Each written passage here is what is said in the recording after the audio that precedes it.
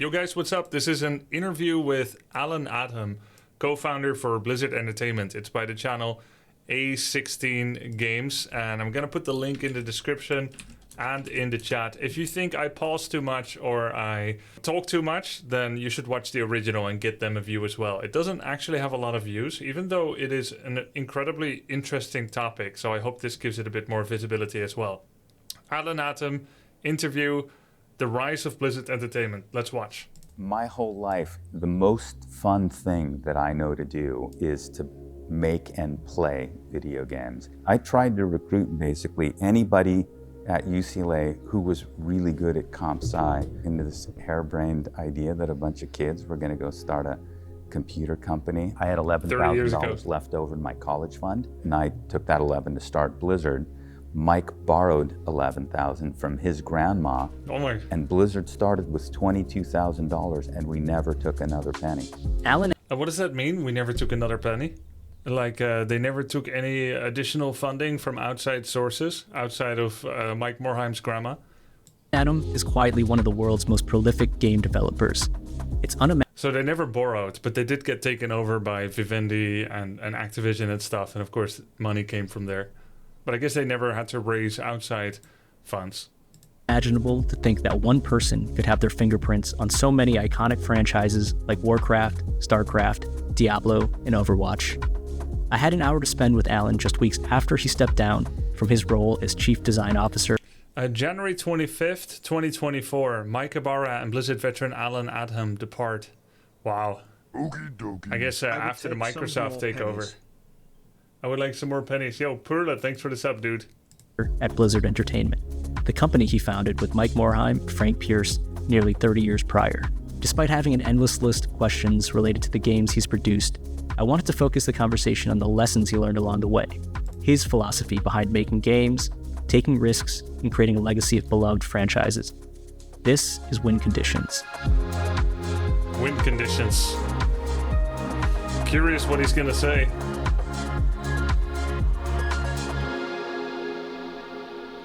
I want to start a conversation asking you about everything before your time at Silicon and Synapse and before Blizzard, and really growing up in the 60s and 70s and 80s, not to date you, but what was your childhood like in the environment that you grew up in?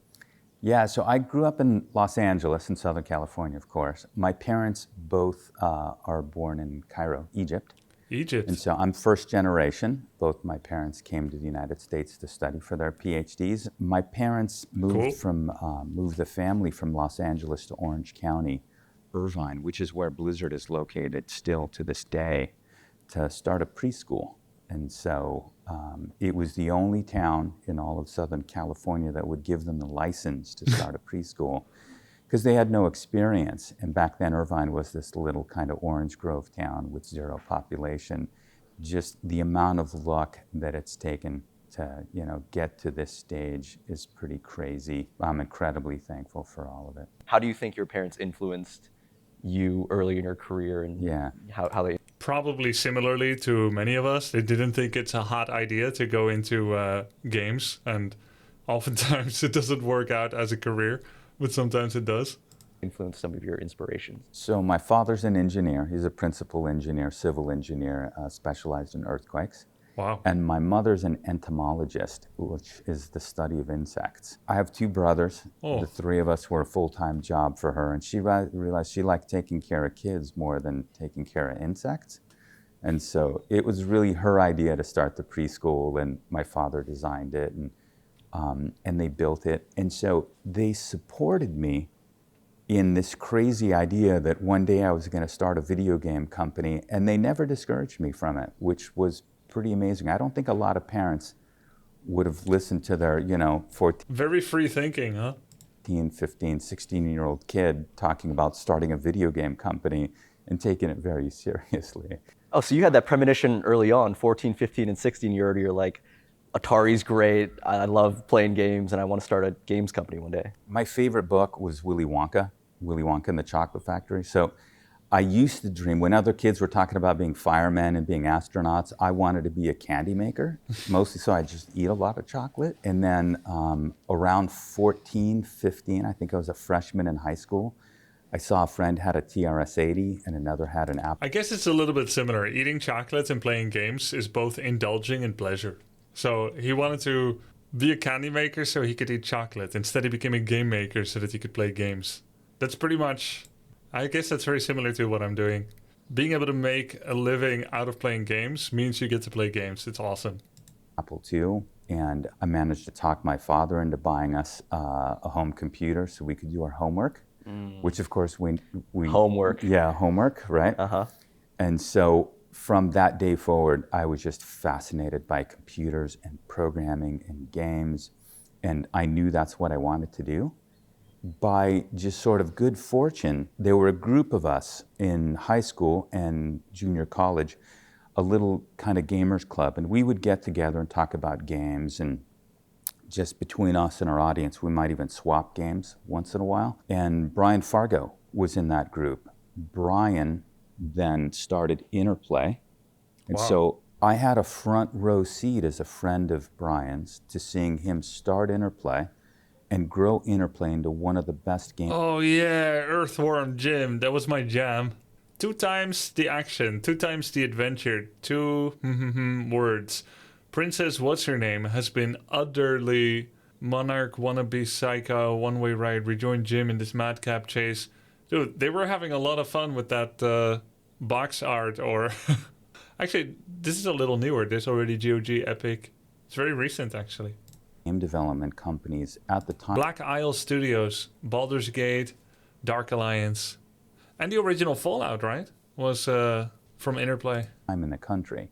They were making games like Bard's Tale, I think, one game. Dragon Wars, and they had a few others that were just amazing, Castles and some other things. And I would playtest on the weekends, and then by the time I was a junior in high school, I started writing code as a part-time job, sometimes after school, sometimes over the summer, for Interplay. Wow. So then I went to school at UCLA, computer science, and that's where I met Mike and Frank. There's some funny stories about how we all met, and a couple others we don't talk about as often, Pat and James, also comp sci from UCLA. They graduated later but joined us. There are even a few others. I tried to recruit basically anybody at UCLA who was really good at comp sci. Computer science. Maybe 10. I managed to talk 5 into joining us, into this harebrained idea that a bunch of kids were going to go start a computer company. We got to ride this beautiful wave, which none of us could have foreseen. It's a very entrepreneuring mindset, huh? It's impressive. How I met Mike is a crazy, crazy story. Kind of knew each other peripherally from classes we'd had together, but didn't really know each other. I didn't know his name and vice versa. We were sitting in a lab coding and happened to be sitting side by side. And I got up to go get a cup of coffee, ended up bumping into some friends and talking. Well, before I left, I locked my computer using my password. And when I came back, I sat down and I unlocked the computer and continued working. And Mike, this guy sitting next to me I didn't really know, turned to me and he said, "How did you do that?" And I said, "What? You just lock it when you leave, you unlock it when you come back." And he says, "No, while you were gone, it timed out and I locked it using my password. How did you unlock it?" And I said, "What's your password?" And it turned out, by some crazy coincidence, we both were using the same password. And so, to think that... Computer science nerds, high intelligence computer science nerds use the same password. The password? Hacker boy. Password 1234. I hope they got better password security since then. That is so improbable, man. What? Mike and I, if that moment doesn't happen, maybe Mike and I never really meet each other. Maybe Blizzard never exists. It's kind of crazy. So you get a chance to meet some of what turned out to be early founders. Yeah. Did you have to pull them into making a company together, or was that all a natural, this feels like the right thing to do? The business plan was pretty simple. It was, hey, we'll go make some video games. It'll be super fun. And if it doesn't work, we'll all be 22 and we'll go get regular jobs.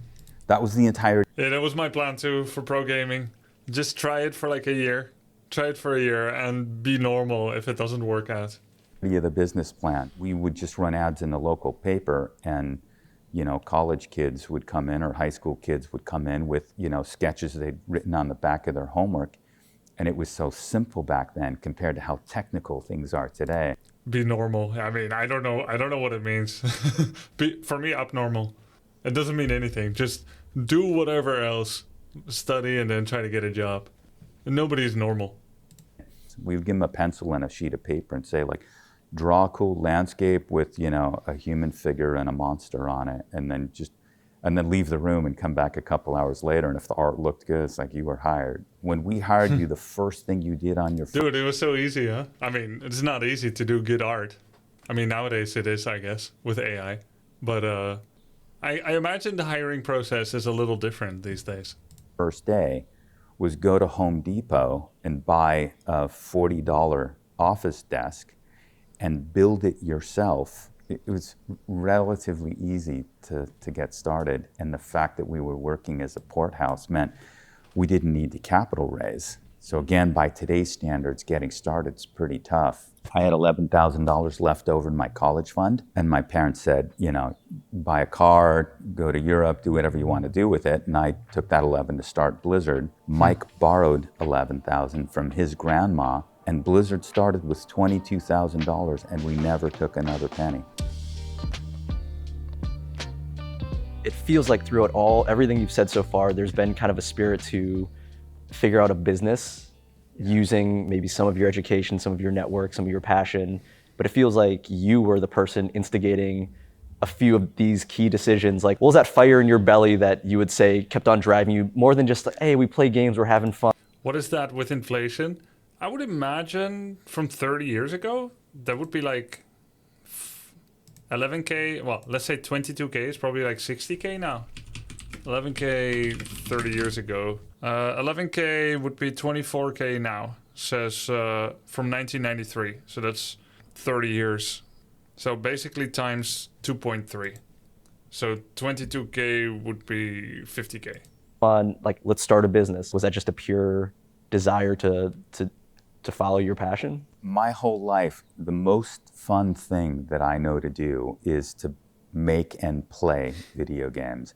I still, to this day, I probably play between 2 to 4 hours of games per day. Wow. That passion has been casual, only 2 to 4 hours a day. With me since that Apple II Plus at 14 years old, and it's never left. So that's what's driven me. It's the art and craft of making the games that is so incredibly satisfying. And then, of course, the success that Blizzard's had over the years reinforces that. Because when you see like all the good that it does, the joy and the stories and the people and the relationships people who've met on World of Warcraft and other things and built lifelong friendships or even met their spouses, it's fun and it's pretty. We met thanks to the game, yeah. Gratifying all at the same time, and it's creative and it's artistic. It's all the things you want. What about Dreamhaven? Dreamhaven just started asking people if you want to test their game. If you go to their website, I literally signed up like 5 hours ago to be part of their playtesting. They've been quiet for 4+ years. So Mike Morhaime is cooking up something right now. So for me, that passion comes from that. The success you had early on with RPM Racing, Rock and Roll Racing, Lost Vikings, and then Warcraft, even at that point, was there a pattern that you were detecting in the way that you approached game design or principles behind how to make things? Because it seems so far you've taken risks, but most of them have paid off. What was that learning process like early on? There's actually a repeatable sort of pattern that we use at Blizzard, and there's a repeatable set of design principles that go along with it. And they've evolved. They're not static. So if you look at our early games like Rock and Roll Racing and Blackthorn is another good example, and Lost Vikings, those are all really, really cool games, well-made games, and really fun to play. But the truth is none of those really broke through or changed the world for us. We discovered, thanks to Warcraft 2, I didn't even know about Warcraft 1, Orcs and Humans. Like, if I saw this poster, 100% I want this game. But I didn't learn about Blizzard till Warcraft 2. I think that's their big breakthrough. It's Warcraft 1 setting the stage for Warcraft 2. Yes. And it's really I love that naval theme. It's like the orc with the bandana and then the human with the pirate hat. It looks really good. Also, the contrast of colors is great. Red, green, and then blue, and then brown, and then the black hat. The battle for Azeroth continues over land, sea, and air. Oh my god, 3 dimensions. And it's really Warcraft 2 is the first time that we kind of break through. This is one of our sort of secrets, right? How to make games that appeal to a casual or mid-core player, but also to a hardcore player. It's a good looking font. At the time, the prevailing wisdom was you sort of had to pick an audience. And if you tried to make a game for everybody, then you would get nobody. True. You got to be a little bit daring with the kind of game you make. And we rejected that notion. We thought, we rejected.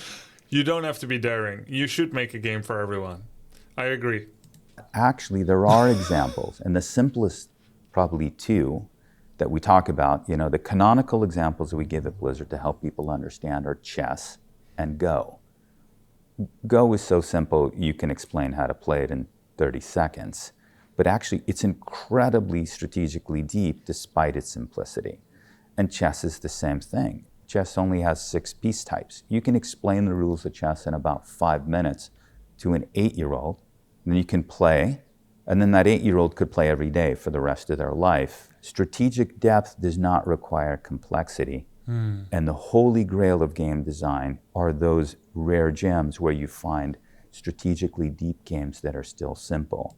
Do you think that's why Blizzard never wanted to take over Dota? Because it was too complex? And that's why they came out with a better, simpler version in Heroes of the Storm? Simplifying things that would lead to toxicity and overcomplexity. It might be that they believed in Dota's success, but didn't want to be the one to make it. I don't know. Dota absolutely did not adhere to their design principles. Yeah, if you hear this, it doesn't fit. Because Dota, better slow down. I'm just poking the bear. Some people think HOTS is better. Some people think Dota is better, right? But it's interesting because it does not fulfill their design principle of, like, Dota is very deep strategically, but it is also very complex. And which game is the most complex under the Blizzard banner right now? Among all of the games they have. Is it Warcraft 3? I think maybe it's Warcraft 3. Do you guys agree? Heroes of the Storm, StarCraft 1, StarCraft 2, Warcraft 3, World of Warcraft. Is it World of Warcraft? It's WoW, it isn't even close. Is World of Warcraft complex? I guess there is a high friction barrier to get in a way, especially nowadays.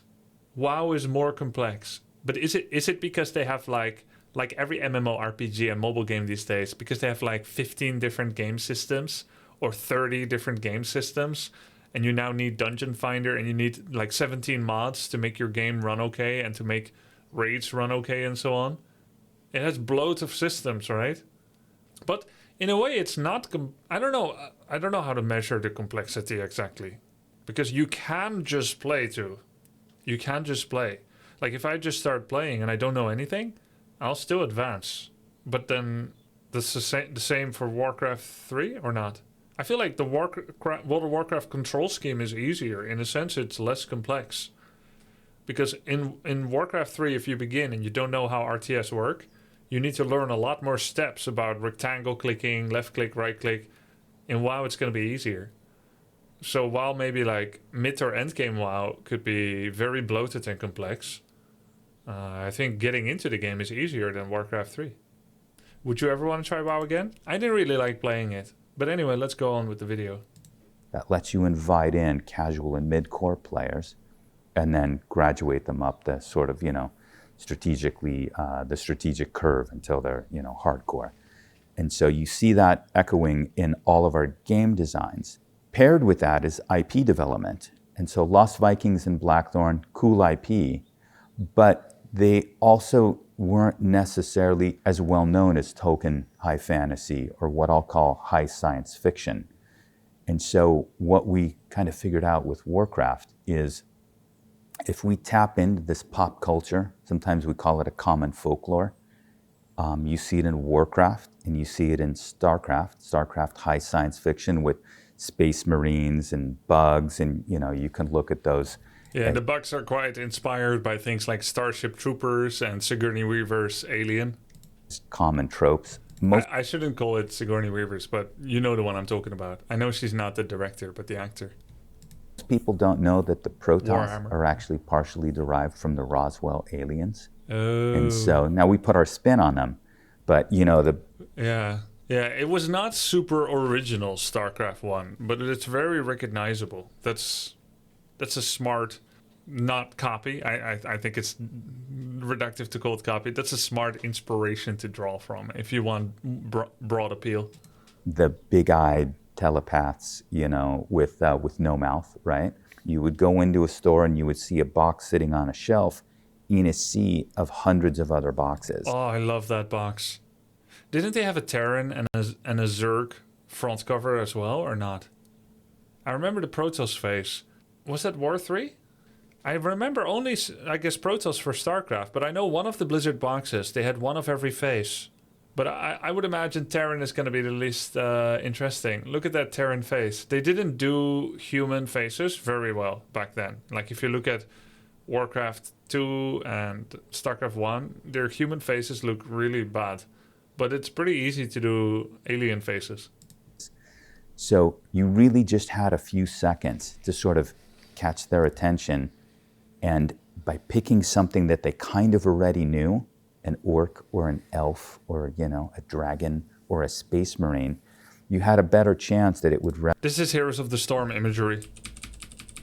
So they do know about the game.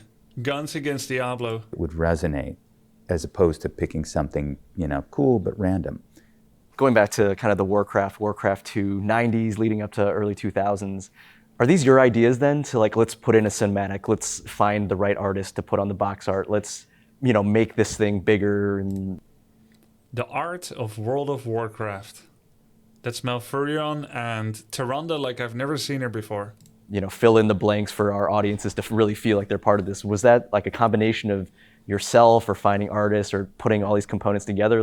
How did you actually have the wherewithal to put the recipe together?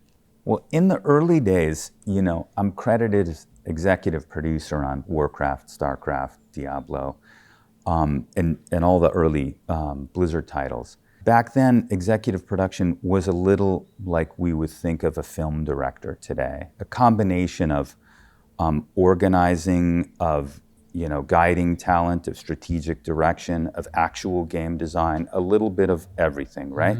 And then by the time we get to World of Warcraft, roles start to stratify. The teams are larger, and so I think my credit on World of Warcraft is lead designer. That's at a time where the term game director didn't exist, but today we would call that game director. The truth of the matter is, as a director of a movie, you're surrounded by, the best films are made by teams of great people. And I was incredibly fortunate to have on my team, people like Metzen and Samwise and dozens of others, Mike and Frank and dozens of others, too many to name. And so no one person can take credit for all the things that we did. It was just this beautiful harmony of a bunch of, 20-somethings and later 30-somethings that just really loved making games. And everybody brought their own magic, whether it was tech or art or creative direction. It's hard to imagine us being as successful doing the things that we did without all those people. Were you actively hiring these individuals, and did you have any principle around how you'd go about interviewing later in the stage outside of finding artists to sketch pictures? Yeah. How did that evolve over time to grow teams and identify super talented programmers or designers or artists? How did that change as you evolved through Warcraft? I will say one thing, and this will give away a little bit of a secret on our dev teams. The icebreaker that I often use and many of us use is, so, tell me about some of the games you're playing these days. And it sounds like it's none. I don't play games. I just make them. It's an icebreaker, but in many ways, for me, it's the most important question in the entire interview. And so I always thought part of, Blizzard's secret to, its early secret was that we hired gamers.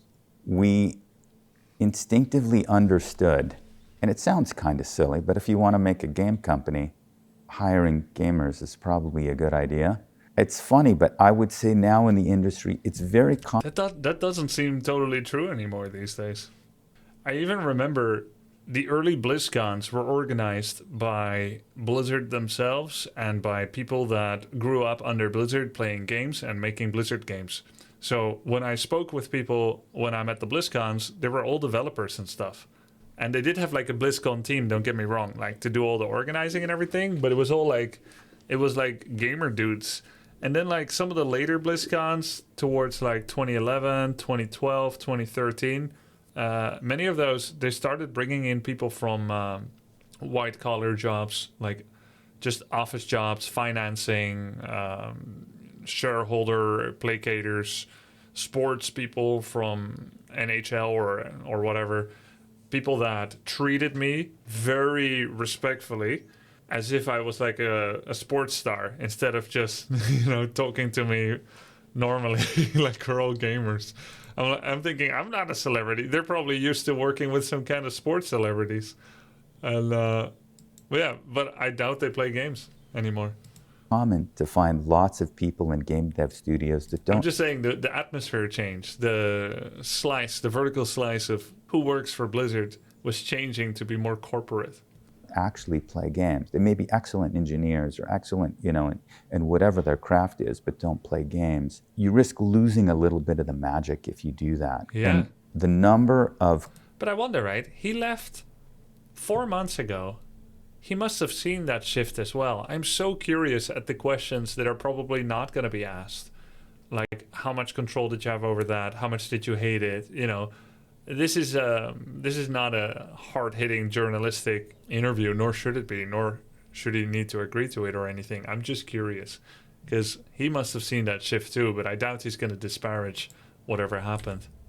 You risk losing a little bit of the magic if you do. He was gone. He's only been back for a couple of years. Oh, he left, came back, and then left again. Do that. And the number of, thousands of cool little accidental inspired ideas that come out of those conversations, those accidental conversations, they go away if you're not all, hardcore gamers. And so that's, one of the secrets to our interview process is, as simple as it sounds, looking for people who really passionately love games. The 30 of us here and 29 of us or so are in R&D. We're all fanatic game players, even our office manager, Christina. The reason we hired her, and she doesn't do any R&D, but the reason we hired her is because she owns her own Super Nintendo. Not her brother's, or her boyfriend's. It's hers, and she plays the games. In the span of your time from 1991 leading up to 2004, leading up Even to World Christina. of Warcraft, it didn't seem like Blizzard could miss Yeah. every IP from Warcraft to Warcraft 2, Yeah. and then Diablo and StarCraft. Yeah. Are there untold stories around actual risky projects where you're like, man, this thing could actually break the bank if this doesn't go well, and we bet the house on maybe one of these IPs or one of these developments that maybe we shouldn't have, or it could have sent things the other way? Oh yeah, behind the curtain. I have this presentation I give sometimes on how Blizzard incubates new projects, and there's a slide. It shows a picture of the Blizzard campus, with overlaid like a curtain, this beautiful curtain. And then the next slide is the curtain pulled back, and there's this clown, like a horror clown with a knife, and there's blood everywhere. And it's like behind the curtain, it's actually a horror show. And so we don't usually let people know that until they've joined, but the creative process is a chaotic mess. People generally know some of our more high-profile, sort of canceled projects, but in the early... Yeah, what do we know? Warcraft Adventures, StarCraft Ghost, and Project Titan. That's the only three I know of. Early days, we were probably about 50-50. And so we would start... So if they have 15 game releases, that means there's another 12 you don't know about that got canceled. Projects with, a loose framework of what it is we thought we wanted to make, and then either pivot quickly because something better came along, or just cancel it because it wasn't fun. And so, you can Google images of things like Warcraft. A survival game? Yeah, there was a recent survival game, and then Overwatch 2 PvE was touted as a new game, so then that should be touted as a cancel too, because even though it came out, it didn't have what they said it will have. I think we should count Reforged as a cancelled game as well. don't you think? It's like, yeah, it came out, but let's group it under the cancelled category. Adventures, you know. We thought it'd be cool to make an adventure game So that's using 6. the Warcraft IP. And it was around the time that adventure games, that genre was starting to sunset. And it turns out it's also really hard to write comedy like, you know, Monkey Island. We work with a lot of small teams that are in the process of going from 5 to 10 people to 20, 30, 40, 50. Can you talk a little bit about that process of scaling up teams, distributing responsibility for you, you know, going from someone that was doing a lot of things to eventually... By the way, I'm curious that people call it refunded, but they never called it reforgery. I just thought of that one. Do you like my pun? Reforgery. Anyway. Kind of moving more into a more scaled role, like supervising others. Like, what was that like in that process? It's hard enough to build one team to make one excellent thing. But then to scale that into 2 teams is incredibly difficult. Forget. And what you have to accept, and this I find it's still hard, even today at Blizzard, it's still hard. You have to be willing to risk taking some of the best people from the project that is currently keeping your studio afloat, what's paying the bills, and moving them on to the next thing. And that's really, really scary. Yeah. And so when your directors, whether it's your art director, tech director, game director, to take them off your most successful project instead of working on the live game or on the next sequel and putting on... It's like when they took people off Heroes of the Storm and then put them on Diablo 4. And that's why Heroes of the Storm got less development. Take them off the most successful project and then put them on something more experimental. On something new is incredibly risky. It's risky in the short run, but if you think about it, if you just do the same thing over and over again, that's actually riskier in the long run. And so the beauty of that system is it gives their lieutenants then a chance to step into the director role, which is really good for them. It gives your highest initiative, most experienced, and most creative developers a chance to keep doing new things. And so that can make for a really healthy system. And then once you have... I think it's probably good morale for experienced, skilled developers to work on new things. Yeah, for sure. 2, it's easier to get to 4, etc. So Blizzard today has a whole lot of teams spread across a bunch of different IPs led by a bunch of amazing people. And part of why we've stood the test of time and why we're here 3 decades later, still ourselves making great games, it's having the sort of courage to take your best and brightest and let them go off and do the new thing. So when you're at the pinnacle of developing these games, these IPs, how do you... I wonder, was he still in Blizzard when this interview was recorded? Because he keeps saying we, but he has recently left. And it is true that they are still here 30 years later. And it's true that they're still extremely financially successful, but their reputation has taken a big hit. I mean, I don't know how long they're going to be financially successful, but I feel like there's been a big talent drain, and the structure of who's working on the games has changed so much. I don't feel like it's sustainable. I don't think people want this anymore. I see a big rise of indie devs that are making games that we like to play, that are fun, without any of the BS that's being put into many of the Blizzard games these days. Did you continuously find inspiration, or did you have mentors at the time outside of Blizzard? But don't get me wrong, I have a lot of respect and admiration and appreciation for what he has created. But I'm just saying I don't think it's there anymore.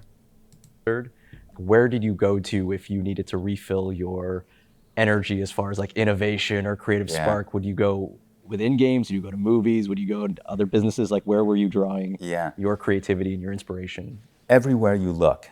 You know, whether it's a book that you're reading or a movie or a TV show, but even other places like I'll see song names and think, oh, what a creative title, you know, or restaurant names and think, wow, that's a really cool name for a restaurant. And if you're creative, you know, those inspirations come from unexpected places sometimes, right? One of the inspirations for World of Warcraft was actually Animal Crossing. Really? Yeah. And so Animal Crossing, both in terms of how like alive the world felt, and we wanted to capture that in World of Warcraft and make sure the world felt like a world, but also the real-time clock. And so Animal Crossing, the time in the game is Any of you guys played this game? Maybe your girlfriend forced you. It's okay. It's a safe space to admit this. the time on your system, and so it's real time. If it's dark outside, it's dark, and things close in game. And if somebody had proposed that idea without having played Animal Crossing, it would just sound insane. Animal Crossing is goated. I love Animal Crossing. It's fun. What's a girlfriend? It's a chilled life game. All right. Okay, cool. Without having played Animal Crossing, it would just sound insane. I was playing a bunch of Animal Crossing while we were working early stage on World of Warcraft. And when I pitched that idea to the team, to a person, the team said, "Allen, that's the stupidest idea ever."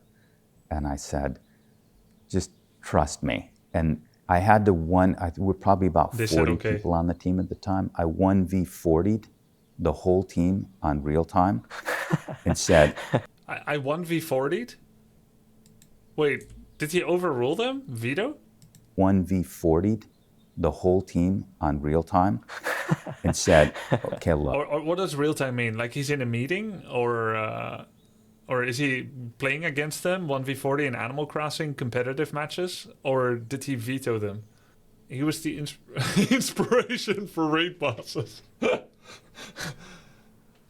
He took them on 1v40 physically. This is him fighting the whole team in a meeting. Right. Even Christina? It's a voice call. Okay. All right. 40'd the whole team, probably about 40 people on the team at the time. I 1v40'd the whole team on real time and said, "Okay, look." I went to our server engineer. His name was Joe, and Joe Rumsey. He was amazing. I said, "Joe, just put in the clock in a way that we can scale it. And if I'm wrong on this, we'll just make it a regular clock." He did it, and then, kind of one by one, people would come into my office over the next few days because we were playing, in our free time, our own game. And started at first with people walking in and them saying, "I don't hate it as much as I thought I was going to hate it." And then it slowly turned into people saying, like, "I was up early the other day with my newborn and I was sitting playing and I watched the sunrise over Westfall. And it was one of the prettiest moments in gaming I've ever had."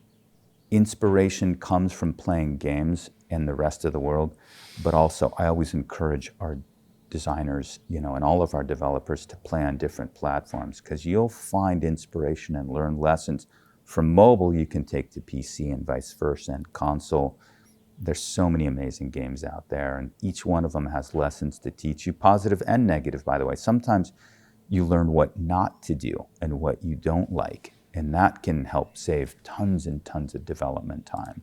This makes so much sense. To play your own games and to play other games makes so much sense when you're a game developer. But not everybody does it, and you could really miss. I feel like, and maybe this is a wild stab in the dark, I feel like Todd from Bethesda is not playing a lot of Starfield.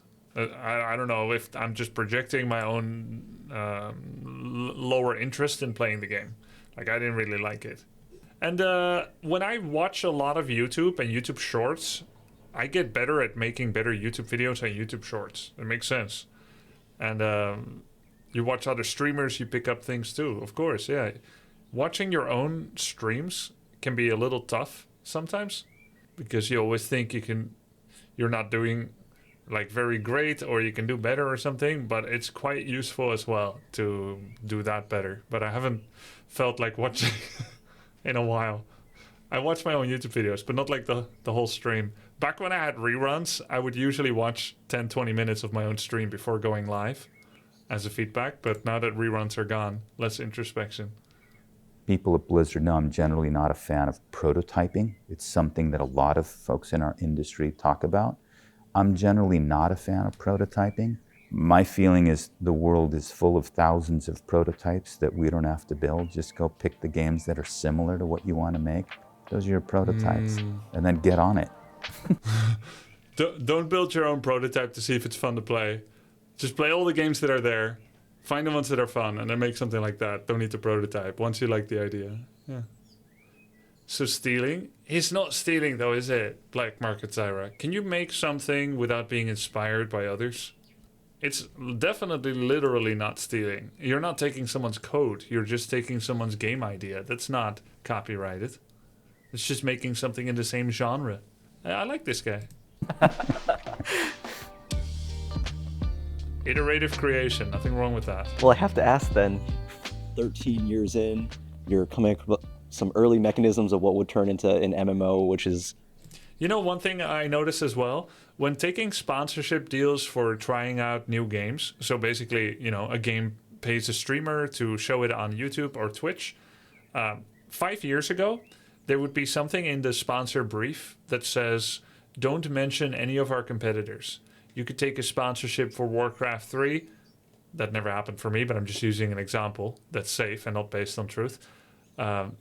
I'll get sponsored by Warcraft 3, and then it'll say, don't mention Command & Conquer, don't mention Age of Empires during your stream. Which comes from like this protective, fearful idea that once your audience becomes aware that other games exist in the same genre, naming those is, you know, that's not what you're being paid for. That's going to make them think about those games, talk about those games, maybe play those games, maybe compare it unfavorably, etc. It's kind of an afraid, fearful way of doing promotions. But, you know, if it said so in the brief, then I try not to do that. And when people talk about another game, like I'll have a sponsorship for Warcraft 3, people will be like, yo, do you know about Age of Empires? Like, I can't even react to the person in chat during that stream contractually, which it's a little artificial. It's a little artificial because gamers don't just play one game. Well, maybe Dota players, but most people, and that's also not true, right?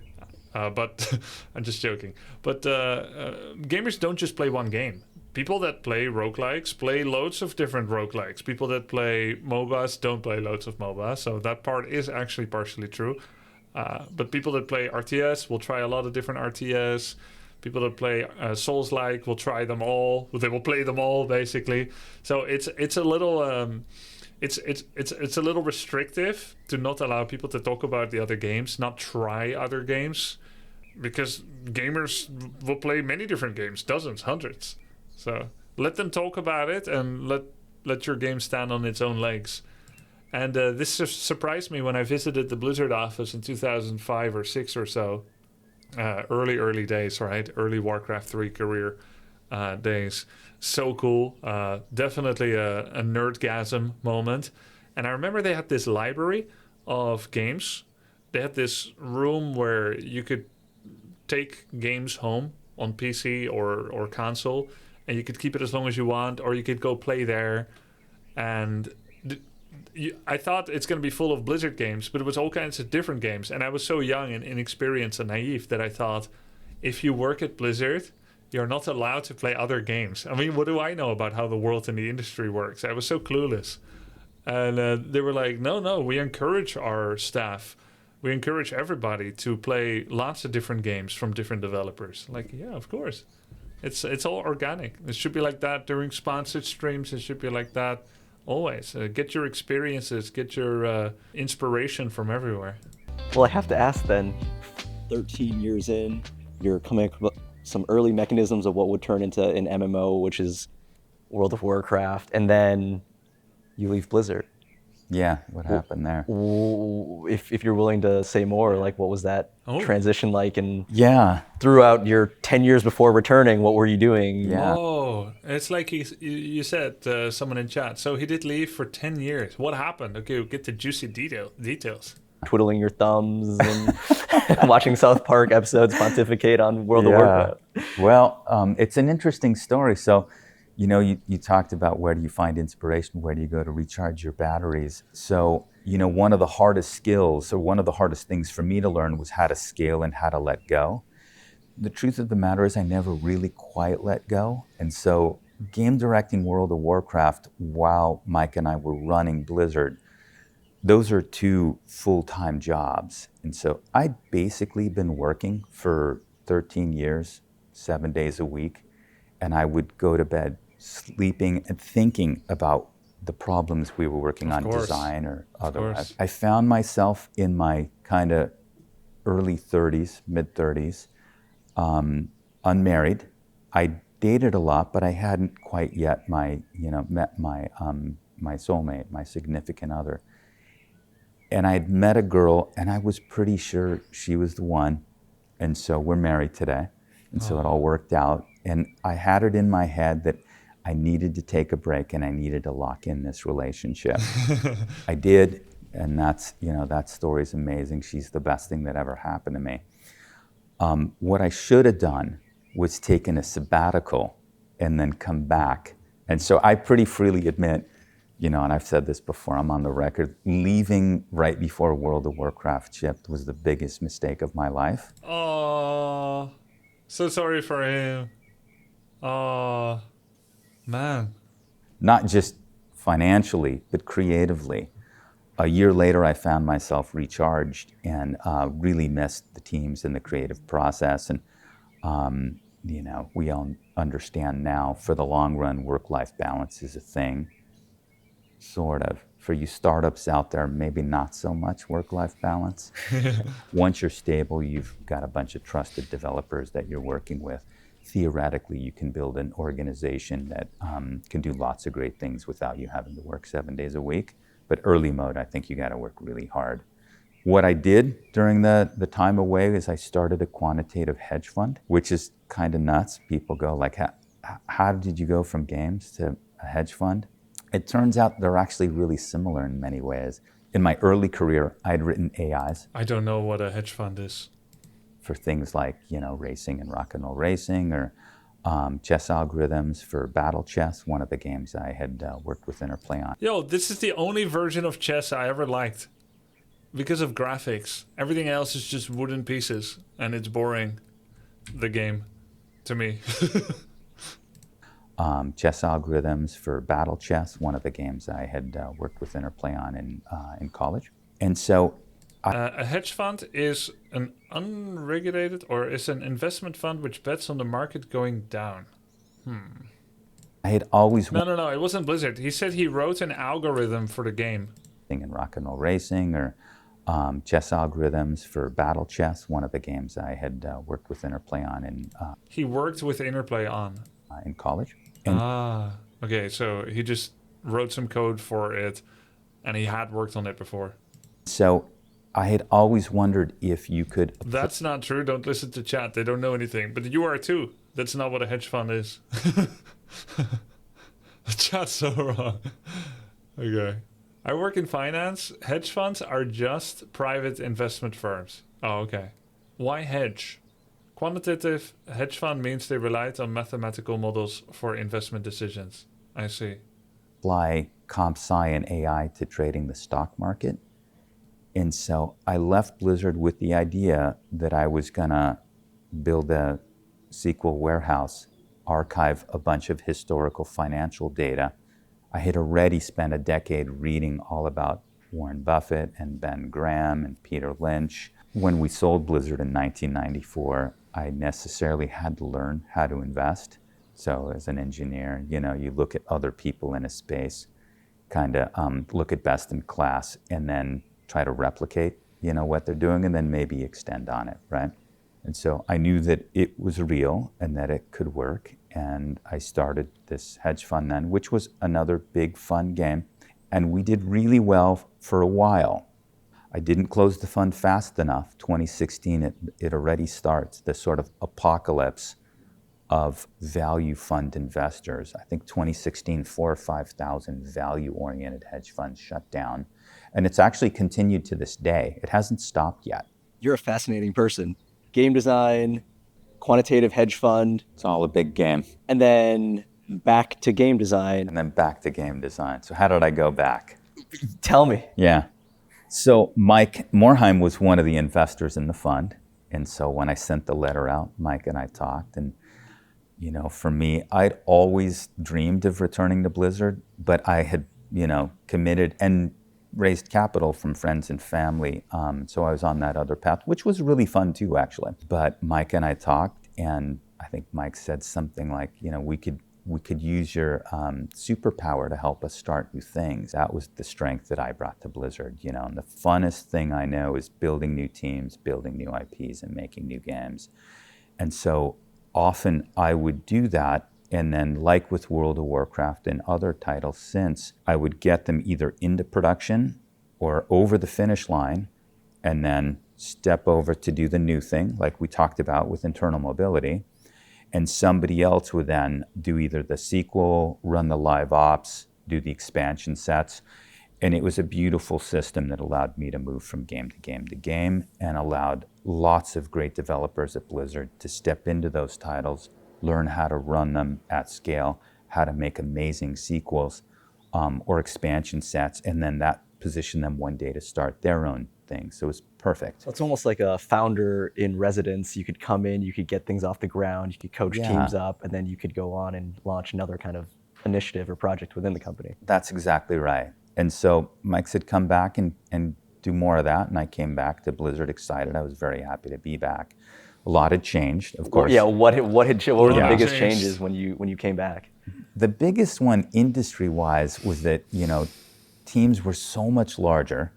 When I left, we shipped World of Warcraft with about 60 developers. And the majority of the dev cycle, it was a 5-year dev cycle, would have been around half of that, 30 or 40 developers. Wow.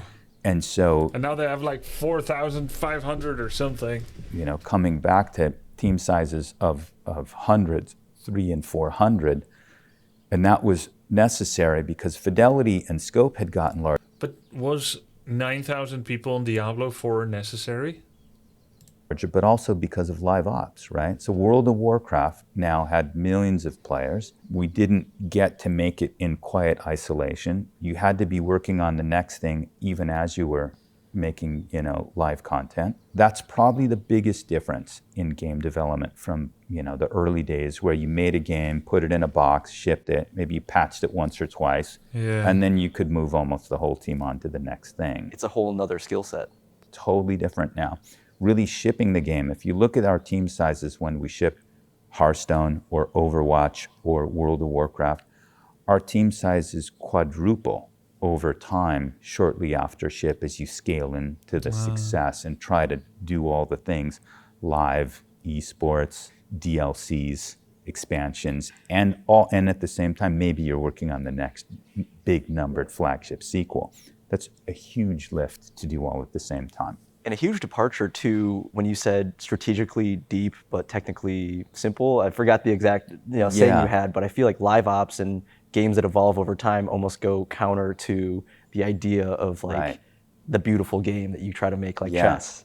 They do, and we talk about that in our design principles within Blizzard. One of the things we talk about is that exact challenge. If you were the maker of chess and your boss told you make chess 2.0, you know, there are things you could make the board bigger, you could add new pieces, you could make the board 3D.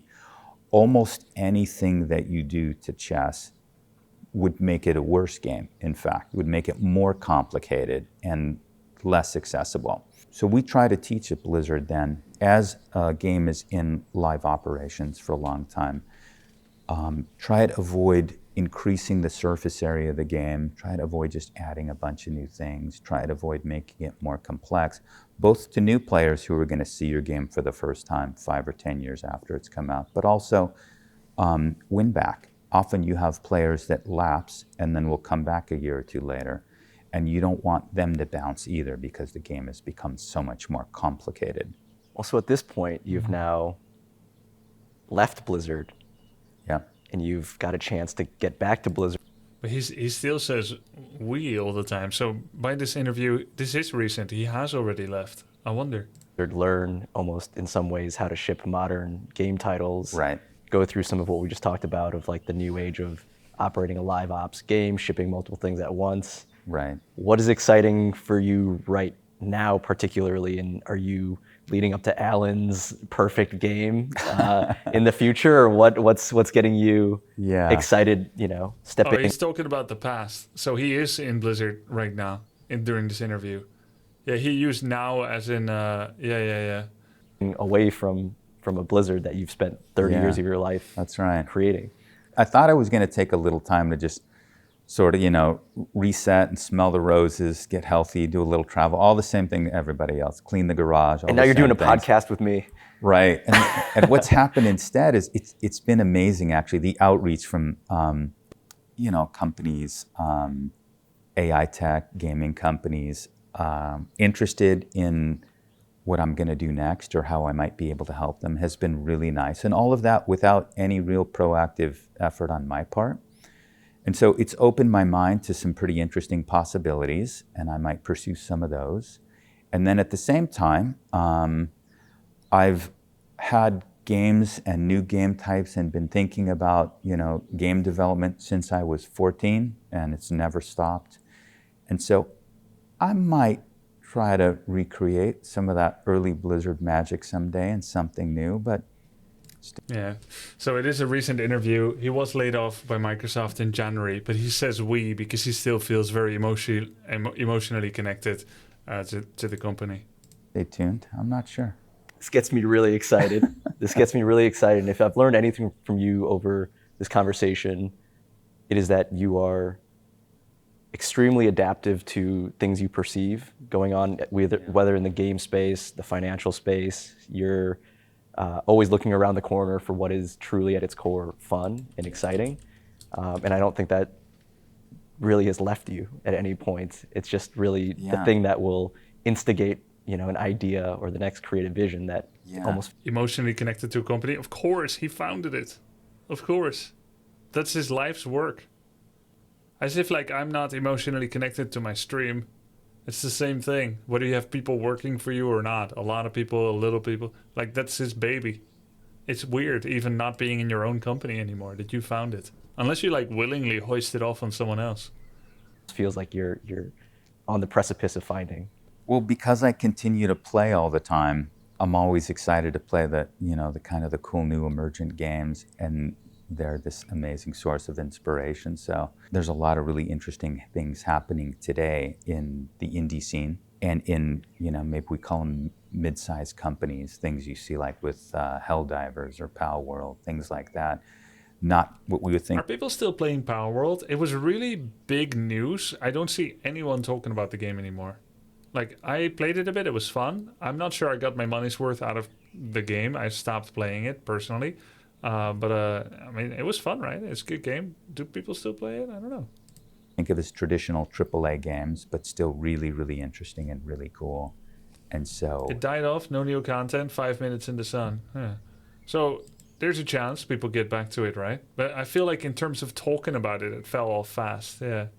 Good game, can't play it all over. Helldivers is more repeatable, except, if you're from a country that's no longer supported by the Sony access. It's pretty fun to think about what that might look like, Do you have any advice for a gaming company founder, designer, someone who can channel your early stage energy or any principled thinking that you wish you had this guidance when you're starting off building, the very first Silicon and Synapse or Blizzard? Know your audience. Don't forget that what you're making is for your players, for your audience. In the ideal, your audience is you yourself. And if it can't be, make sure you're involving your community and testers and user research as early as possible. And be honest with yourself about that. Often we get enamored of a cool new technology or a cool new idea, our passion project. But that's not the right way to look at it. That really needs to be viewed as a means to an end, the end being serving your customers, and in our case, players. I think that's probably I think that's so true. Sometimes when VR was coming out, developers are like, oh my God, we need to jump on this cool new tech. They'll be talking to NVIDIA. And how can we make a game built around this technology? It's like the first 3D game, the first VR games.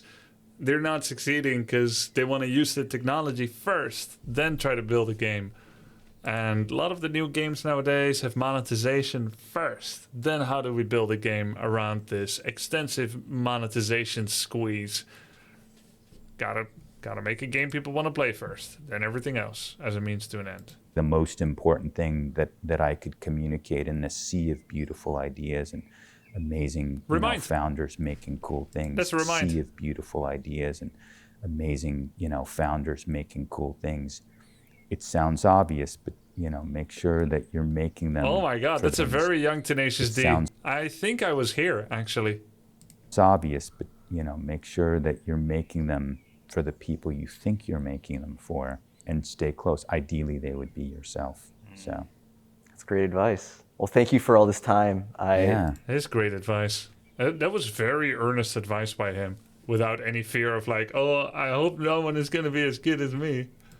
I feel honored to just have gleaned some of these insights and hear He reminds me a lot of Sven Vinke, yeah. more of the stories of, journey that you're on. And I wish you the best of luck. And I really hope that you end up building the game that, Allen thought of when he was 14. Thanks. This has been really fun. Well, thank you so much. Great interview. Great interview. Yeah, good job by that guy and by A16Z Games. Link is in the chat.